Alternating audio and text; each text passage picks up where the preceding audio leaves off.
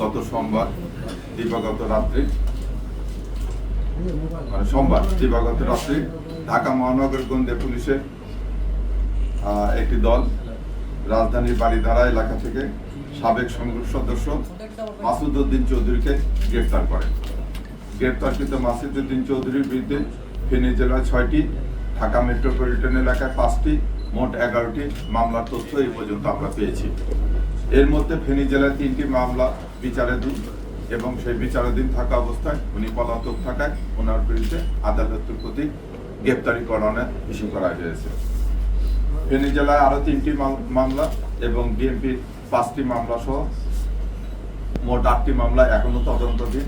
এছাড়াও ওনার বিরুদ্ধে দুর্নীতি দমন কমিশনে এবং সিআইডিতে একাধিক অভিযোগ বর্তমানে তদন্তাধীন রয়েছে। তার বিরুদ্ধে পল্টন, বনানী, কোতোয়ালি, মিরপুর ও হাতিরঝিল থানায় হত্যা চেষ্টা, মানব পাচার প্রতিরোধ আইন ও মানি লন্ডারিং সংক্রান্ত গুরুতর অপরাধে মামলা রয়েছে। প্রাথমিকভাবে তাকে ডিবির তদন্তাধীন পল্টন থানার একটি মামলায় গ্রেপ্তার দেখিয়ে বিজ্ঞ আদালতে প্রেরণ করে 5 দিনের রিমান্ড চাওয়া হচ্ছে। আপনাদের সকলকে আন্তরিক ধন্যবাদ ও কৃতজ্ঞতা। কোনো জায়গায় মবের আশ্রয়